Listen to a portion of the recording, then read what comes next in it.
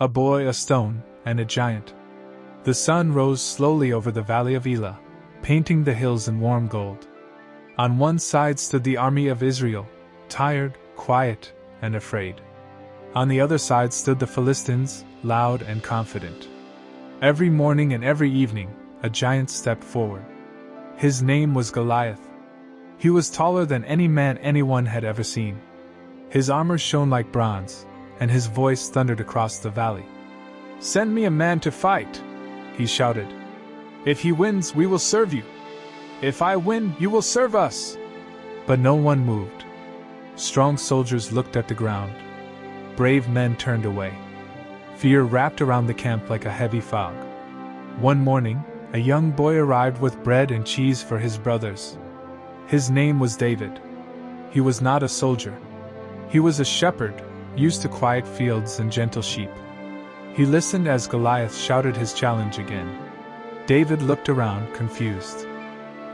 "Why is no one answering him?" David asked.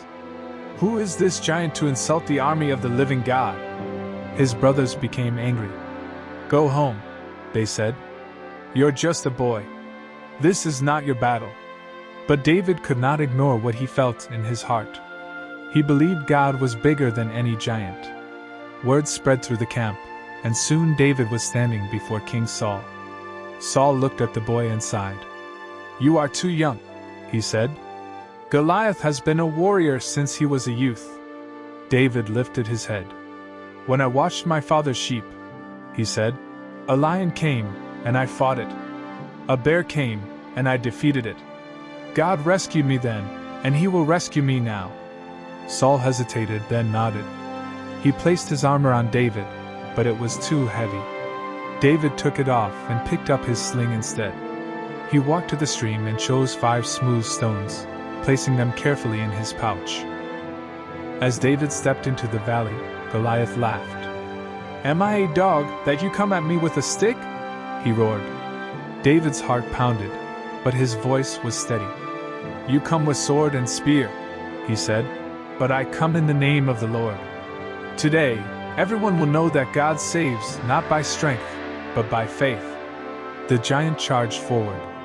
David ran to meet him. He placed the stone in his sling, swung it high, and released. The stone flew through the air and struck Goliath on the forehead. The giant froze, then fell face down on the ground. The valley went silent. Then the army of Israel shouted with joy. That day, a boy defeated a giant, not because he was strong, but because he trusted God. And his story was told for generations, reminding the world that no giant is ever bigger than faith. Thanks for watching.